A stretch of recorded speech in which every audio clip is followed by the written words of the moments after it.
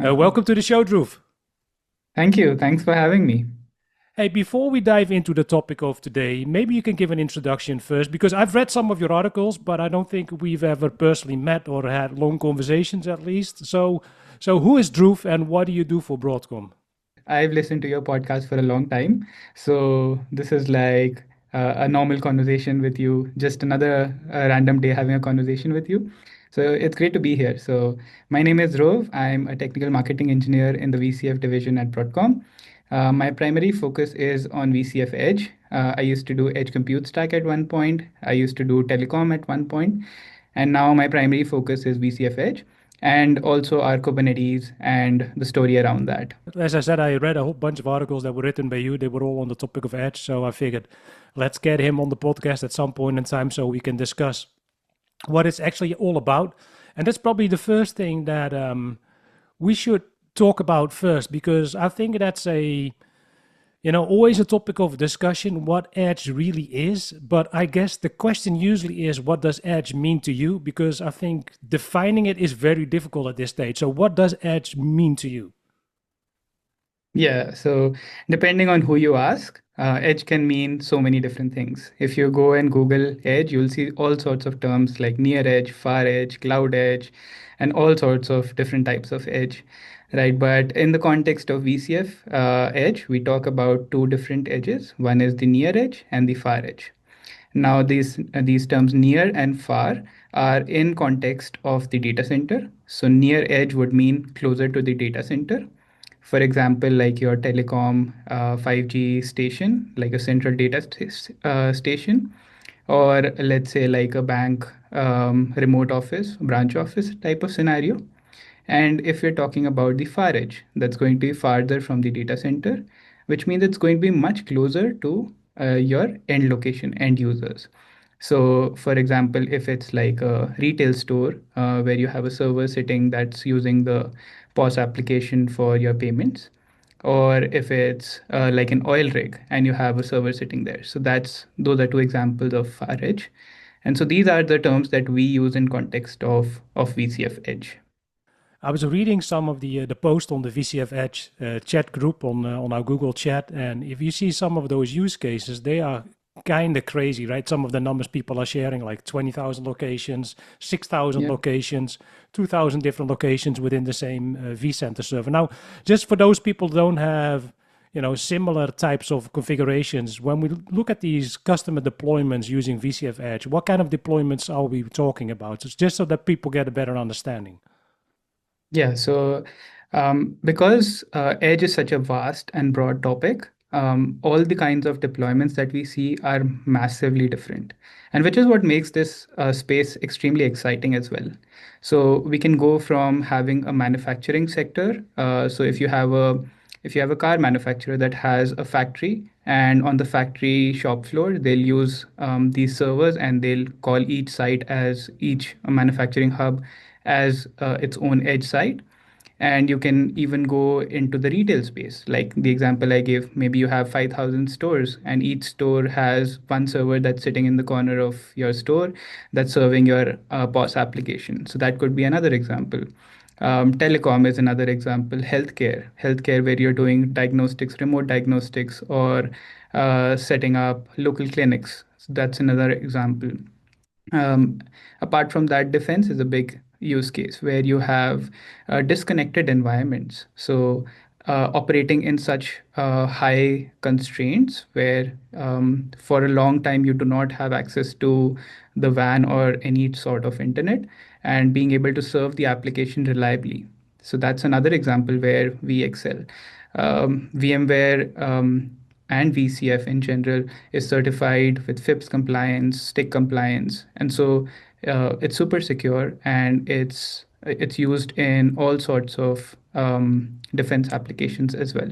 So we see a lot of that, and even remote locations like if you have a ship that goes out for, let's say, 6 months altogether, we have applications that run on those as well. So the applications are wide ranging, and each deployment is unique and has its own unique set of challenges and constraints, and that's what makes this super exciting for us. Yeah, I can imagine that from a tech marketing perspective, or even from a PSO perspective, right? If you're one of the consultants implementing this, that you see a lot of different types of configurations. And that's also one of the things that stood out to me when I was looking at some of the documentation and some of the blog posts that you wrote, is that there's a big variety in terms of the types of clusters that we have. Even single node seems to be supported. Then we have two node with a witness and larger than that as well. And I think that says something about the platform. Now, if we look at those types of solutions, right, and you have that range from single node to two node to three node, or maybe much more than that, are they managed by the same tool set? Most people listening to the podcast will know VCF, but is this the same framework that actually manages those types of environments as well, or does that look different? Absolutely. So the idea is that people are used to vCenter. They've run with vCenter for a long time. People have made their entire careers out of it, and they know and love that. And our idea is that instead of having a separate management platform for your edge locations, why not bring all of it together? So you manage centrally both your data center and all your edge locations. So you can use your VCF operations as a single unified pane of glass that can be used to manage all your edge sites from the central location. And the idea is that you can have different ways in which you deploy. You can have your vCenter at the edge or at the data center and manage everything through the same vCenter and have ESX hosts that are running the applications. And the idea is that VCF supports running both VMs, containers, Kubernetes, and AI applications all on the same platform. So you do not need to maintain a separate platform for your containers versus VMs, which allows, especially these edge site locations where the primary focus is not the technology and it's more on the business side. So the idea is more to keep the application up and running rather than updating it very frequently. So the idea is that you can continue your modernization journey based on your timelines without having to worry about bringing up a separate platform. And so that's the idea with these topologies. And you mentioned the single node, two node. So the idea again is in your VCF environment, you would have seen the management domain and workload domain need 3 to 4 hosts to build that up. With VCF Edge, you have support for two node vSAN clusters. So you can have a two host cluster, which provides you the high availability at the enterprise level. So your applications are highly available. So even if a host goes down, the application using vMotion, DRS, HA, all of these good functionality that vCenter provides can move to the other host. Now, with the two host vSAN, you also have the vSAN witness appliance. And so you can have the vSAN witness appliance at a central location and make sure that the data is partitioned and a replica of that data is available remotely as well. So even if one of the hosts goes down, the quorum is still maintained. And that way, your applications stay up and your data also stays intact. Now, going from the 3 host, 4 host to the 2 host, and now the smallest form factor is the single host deployment. Now, the idea is that there may be situations where you have stateless applications where you don't care about the even if the host goes down, or if there's an application where you don't really, it's okay, you can afford some downtime. For those environments, we support that small form factor because let's be real, as edge sites, the number of edge sites grow, the cost of the hardware can grow exponentially, right? So the idea is we support even as small as one single host. So you can use a single host, deploy ESX on top of it, run supervisor, which means the same single host can be used to run both VMs, containers, Kubernetes, AI, all sorts of applications on that single host. And you can manage it again through your same vCenter. So you can create a single host cluster as well. So the idea is that you have all of these range of form factors, and depending on your need, we provide you the flexibility to make sure that it fits your requirements. When I was reading the design documentation, one thing that stood out to me is that it specifically talked about these deployment patterns. Now, this is for me kind of a new terminology, so maybe you can talk us through that as well, what this means, because I'm guessing that some of the listeners have never heard about that either. So what does that actually stand for? What does that entail? Yeah, so given that we talked about all these different ways in which you can deploy VCF at the edge, the idea is we try to take all of these use cases and try to bucket them and try to define some standards just as guidelines for customers to reference while they're building out their own architecture. So this gives them a sense and feel for how to deploy VCF at the edge in a way that works for them and based on how their existing deployments are already being used. For example, we have like a full VCF, you can run it at the edge. So if you're in a disconnected environment and you have no internet connectivity, everything is running at your edge location. In that case, your everything that the application or the infrastructure needs is available at the edge side, which means you do not have to worry about the internet connection.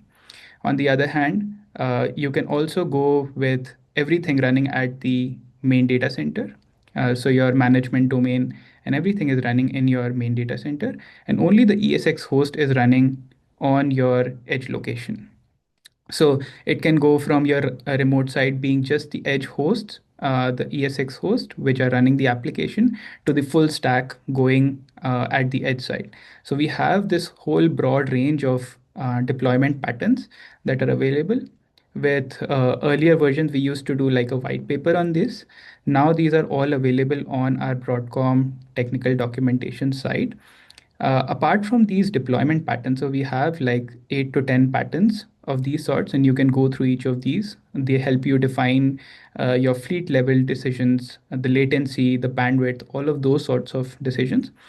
We also use something on the use case. So we have a design document for manufacturing customers, for defense, and we're coming up with others as well.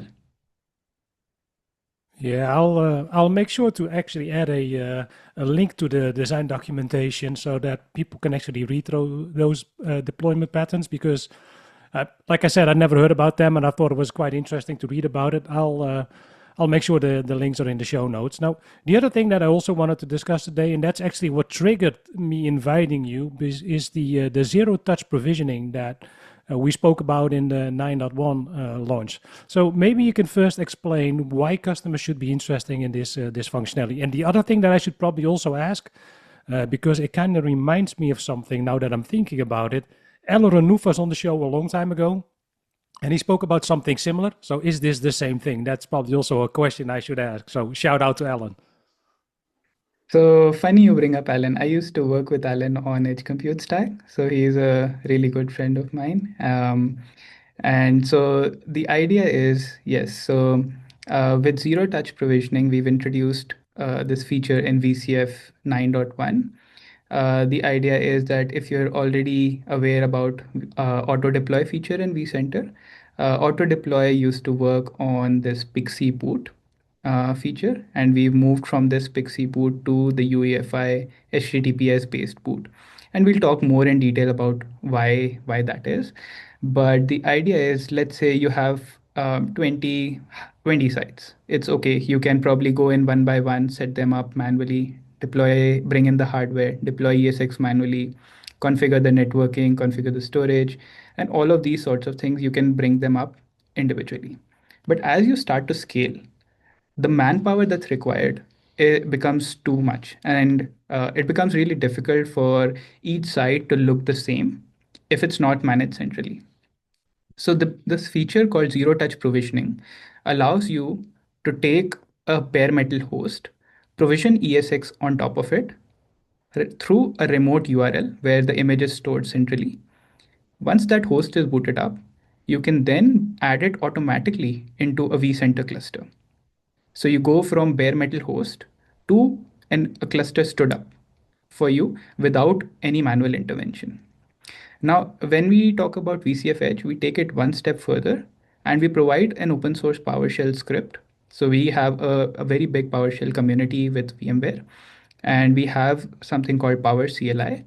So we use that Power CLI module to configure the rest of the things that are needed for bringing up that edge site. So for example, migrating from VSS port group to VDS port group, and then setting up your data store, and then deploying the supervisor, deploying Argo CD for doing continuous delivery, and then Harbor for local image storage, container image storage.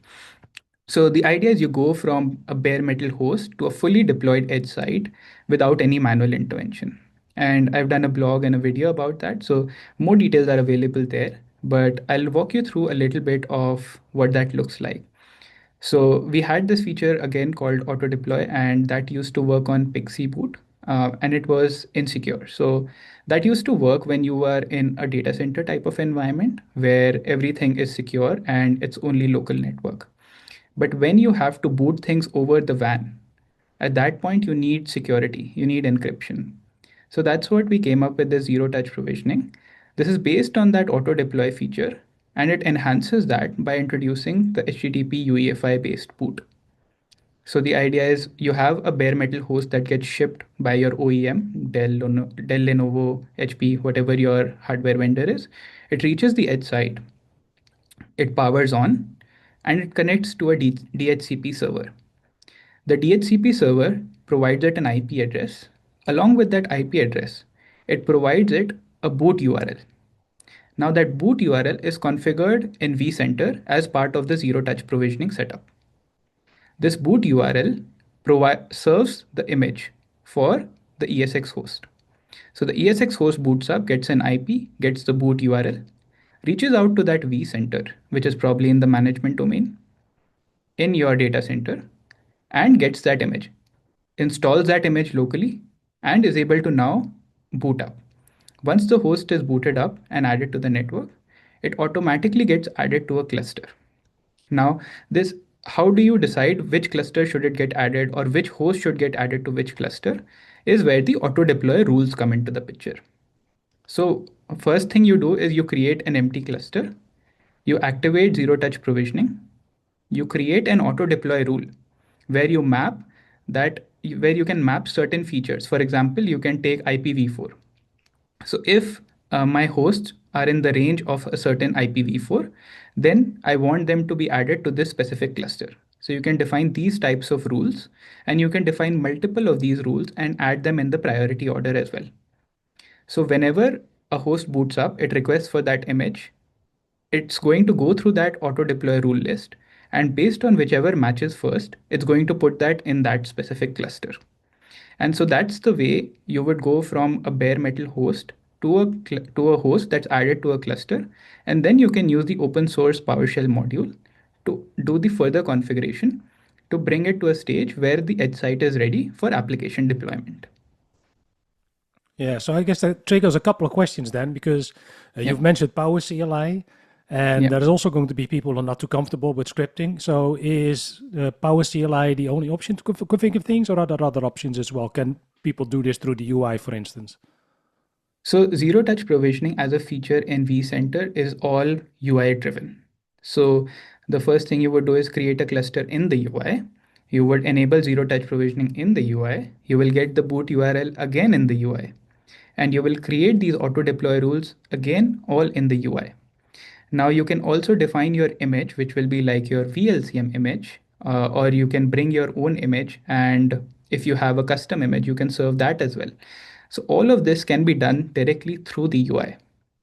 What is in the CLI is the further automation. Once the host is added to a cluster in vCenter, if you want to make changes to that host, and this is specifically for the edge site, if you have a single host cluster or a 2-node cluster with vSAN, in that case, you can use that CLI script to automate the provisioning and further configuration so that the edge site is completely ready.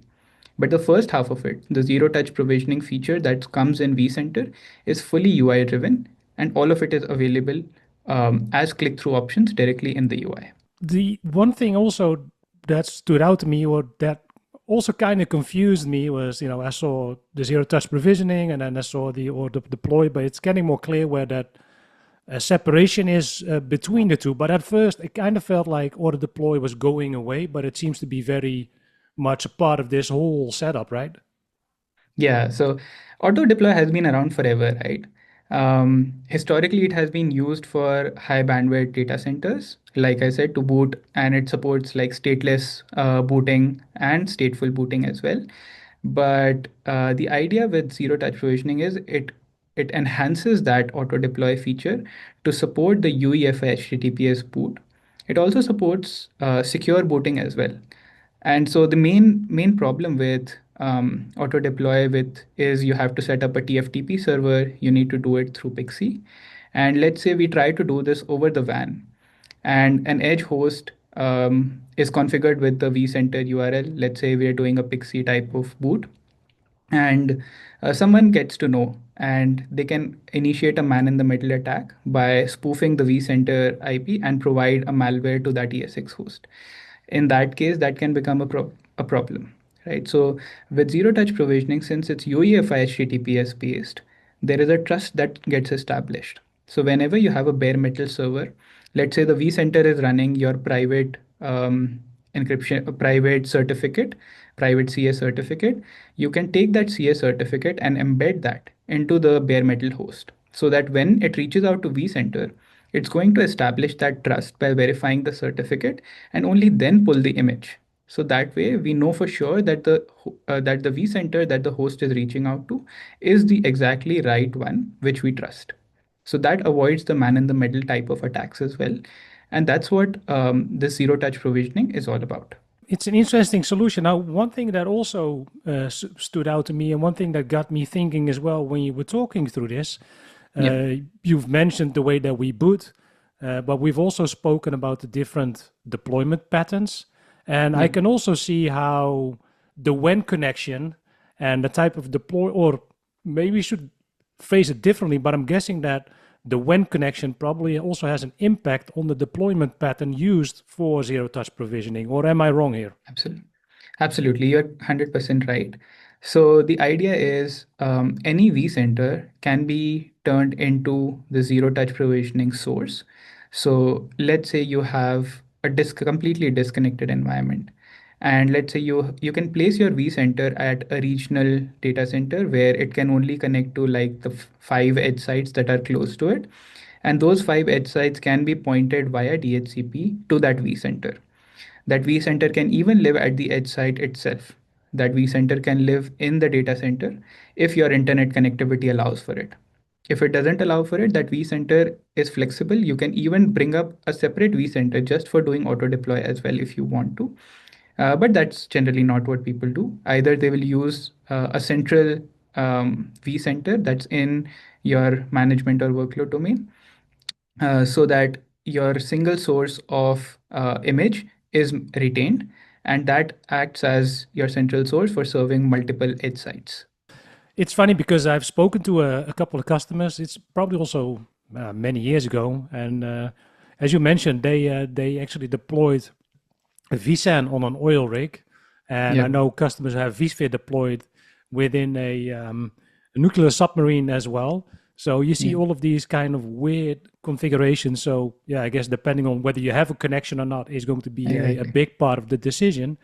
Now, Yeah. the other thing which I would also be interested in understanding is if I hear about all of this, what kind of sizes are you seeing with customers? Not just in terms of the number of sites that they have, but also in terms of the cluster size itself. Because, of course, with VCF deployments, we're seeing 30, 40, 50 node clusters. We see customers having 20, 30, 40, or hundreds of those. Is that something you see within the edge space as well, or do you only see really small clusters? So most of these deployments are generally small in terms of one specific site having small number of servers, but the scale at which they operate, 500 sites, 1,000 sites, 5,000 sites, that's where the scale actually happens. In terms of where some AI inferencing is happening, we see a larger cluster size. But apart from that, mostly we see smaller sizes. And in terms of zero touch provisioning, before zero touch provisioning came in, the bottleneck used to be the manpower. So you needed someone to go to each edge site and manually power those on, connect them, and then configure all of them. Right. So that was a big bottleneck. With zero touch provisioning, we've removed the bottleneck from someone being physically present at the site to now being the vCenter config max, wherever the cluster is the maximum number of hosts, maximum number of hosts that are supported per cluster per vCenter. These start becoming the bottlenecks now. And already vCenter supports such high number of host cluster that it's accepted at enterprise scale, and so it works at a lot of the edge sites as well. It's funny because I've seen some of the numbers popping by on the VCF Edge chat group, but it kind of says something. But maybe you can share it for the audience as well. So I know we already have customers using, VCF Edge, but what kind of numbers are you seeing out there, just so people can visualize it? Because they've seen a 32 node cluster and maybe they've seen 5 of those. But what are some of the biggest numbers you've seen with customers? Yeah, so we've seen sites going from 10 sites all the way to 5,000 sites. And when you operate with 5,000 sites, of course, you have to bring in all of your designs, the network topologies, and the design library that we initially talked about. So having a fleet of that VCF Edge with multiple deployments of vCenters and scaling them out region wise, zone wise, and those sorts of things start coming into the picture rather than having just one vCenter in your DC managing everything. So yeah, we've seen the scale from all the way from 10 sites going up till 5,000 sites as well.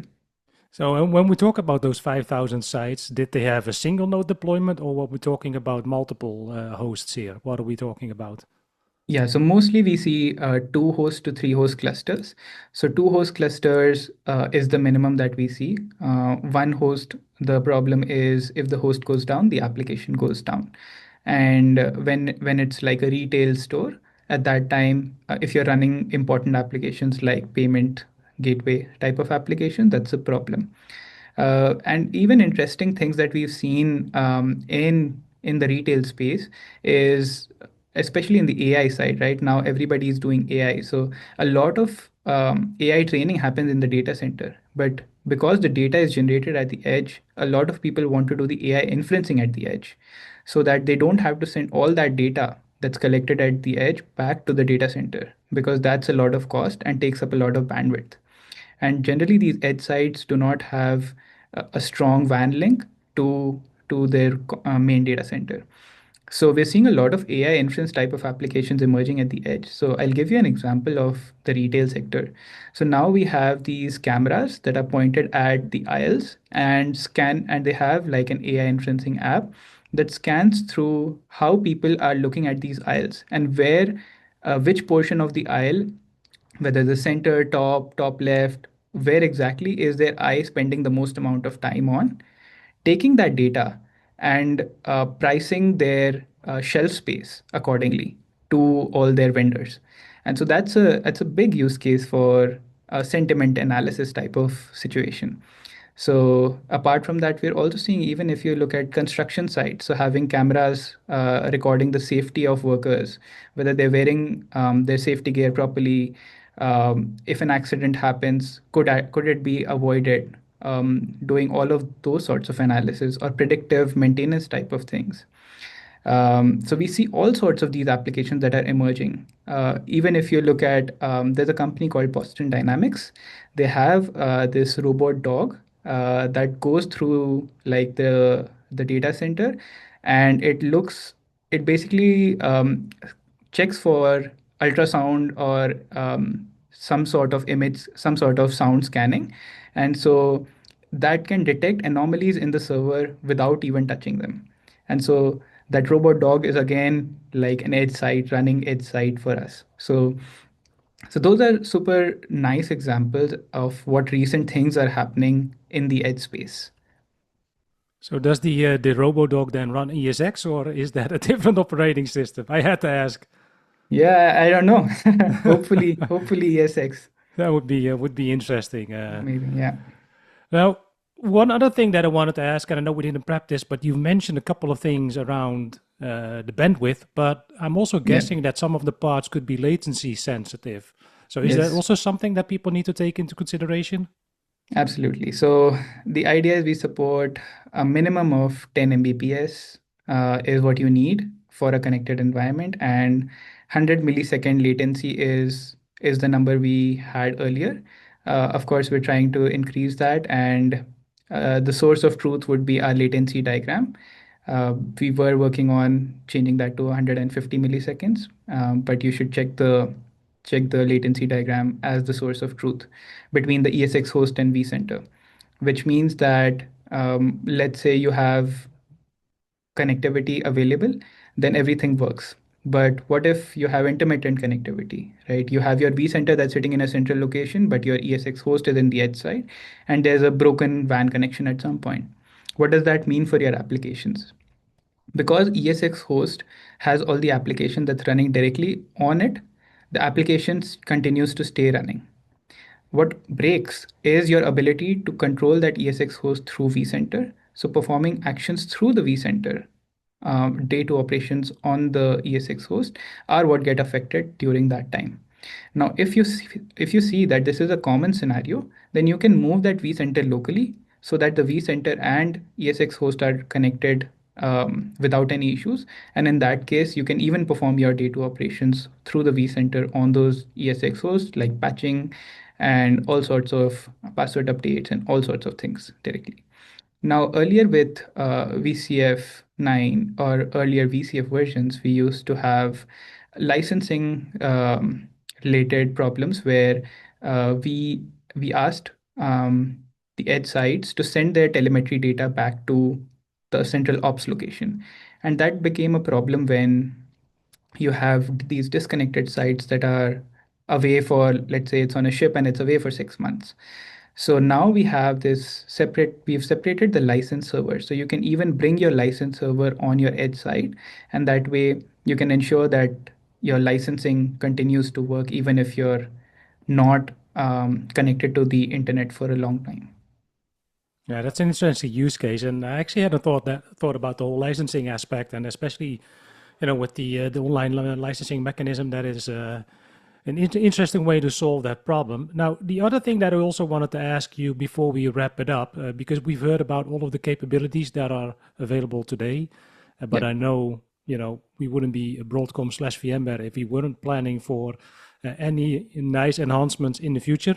So how do you see zero-touch provisioning and VCF Edge evolve over time? If you can share it, of course. And let's Yep. add a disclaimer here that this is your opinion, not necessarily Exactly. reflects Broadcom/VMware's opinion. That way we are covered from that point of view. But yeah, if you can tell us, what you feel like, or at least how you feel it would evolve, I think that would be useful.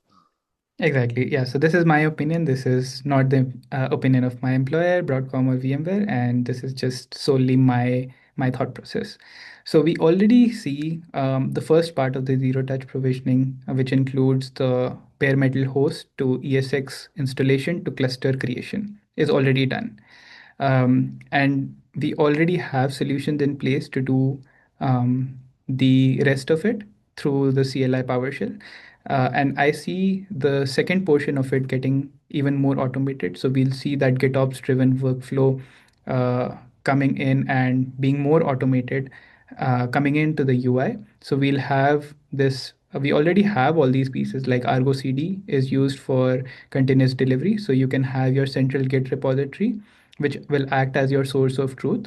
So even if you look today, so you can have VM service, VKS clusters, and applications, all YAML files sitting in your Git repository, and you can activate your entire edge site directly using Argo CD.